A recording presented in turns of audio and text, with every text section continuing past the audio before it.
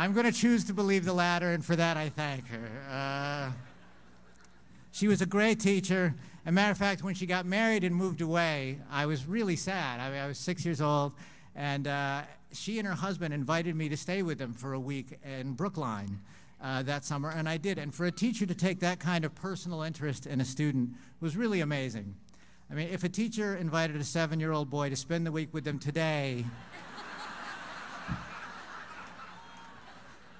truly, it would be considered inappropriate, and instead of people admiring the teacher for that dedication, there would be immediately, suspicions of child abuse. Now, don't get me wrong, they abused the hell out of me. But they could have picked any kid, and they chose me. So for that, I'm truly honored.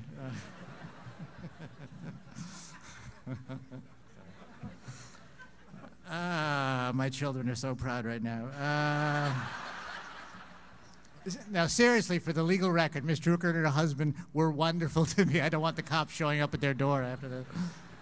Besides, I think the statute of limitations has run out, and the memories are too painful, so let's not talk about it. Let's get back to me making this life-altering decision and trying to decide what I'm going to do. I thought ahead in my years to other teachers, and it brought me to my 6th grade teacher, Mr. James Doyle, who I'm very, very honored is sitting here today. Stand up, Mr. Doyle.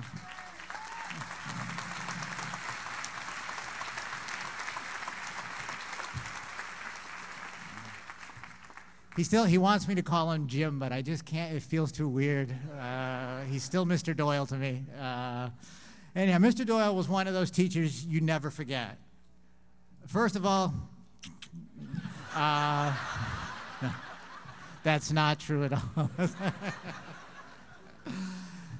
Now, Mr. Doyle was the best teacher I ever had. He had a passion for teaching that was infectious.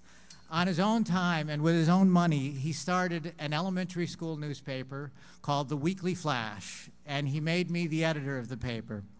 And I took the job very seriously, writing and rewriting every day, and we had riveting headlines like, "Boy loses lunch money," and "Lunch lady gets new hairnet," and things like that. And "Squirrel steals principal's nuts." All right, I made that one up. That one's not true at all.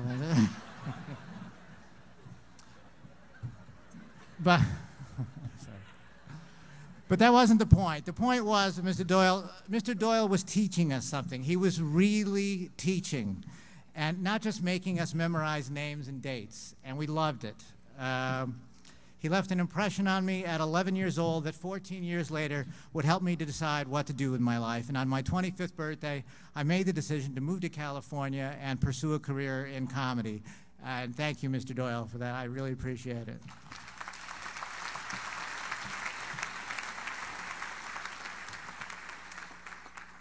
Aquafina thanks you, too.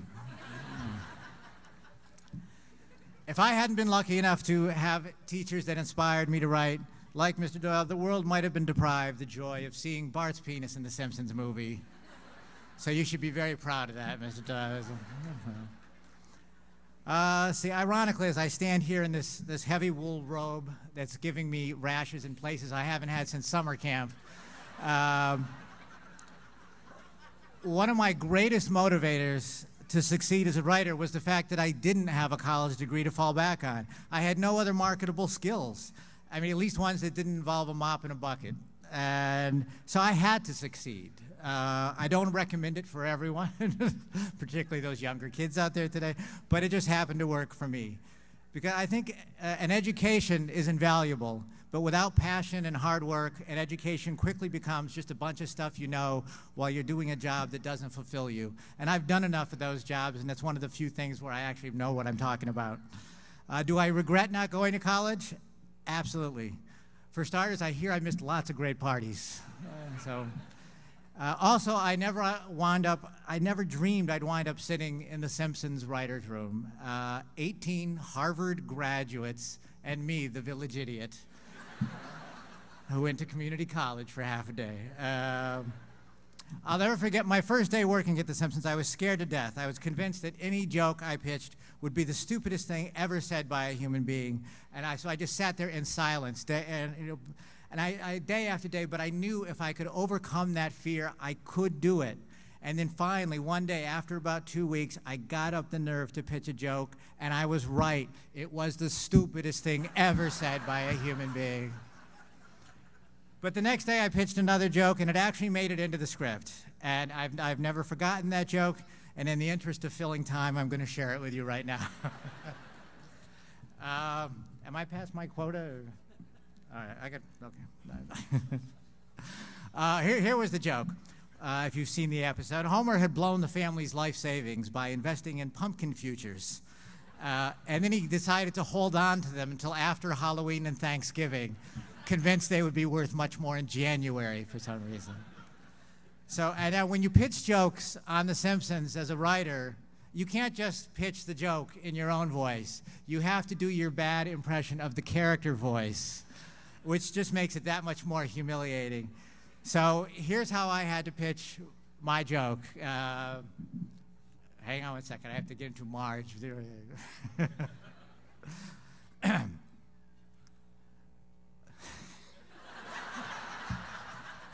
All right, here we go. Homie, it's early in the morning. I gotta get one more crack. Homie, I can't believe you. Oh, that's terrible. Homie, I can't believe you lost our life savings. I've never been angry at you. And then Homer replies, ashamed, I don't blame you for being mad, honey, and I'll understand if you want to sleep on the couch tonight. That was my very first Simpsons joke. Thank you.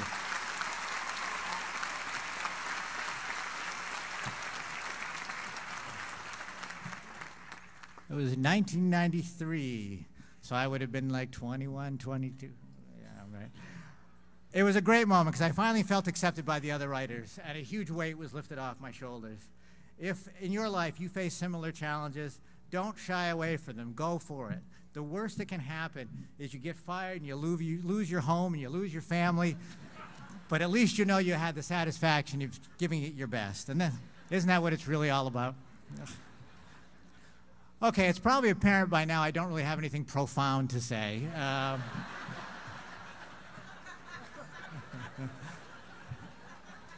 might as well embrace that fact. What I thought I might do is read you a long list of inspirational quotes from some of the greatest minds of our time, people like Shakespeare, Winston Churchill, Albert Einstein. Would you like that? I didn't think so. Or I could read some quotes from the minds of some of my favorite people, the Fox censors.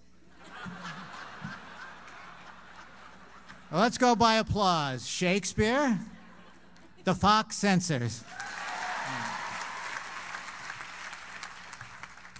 That's good because I had no Shakespeare with me.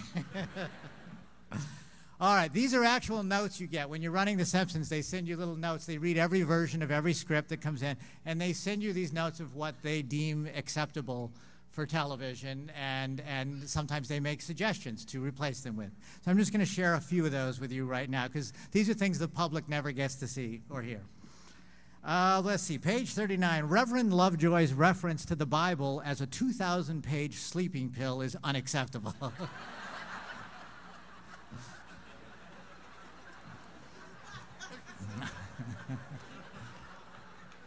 All right, here's another one. Please leave to the audience's imagination what groundskeeper Willie is fishing for and finds in the toilet.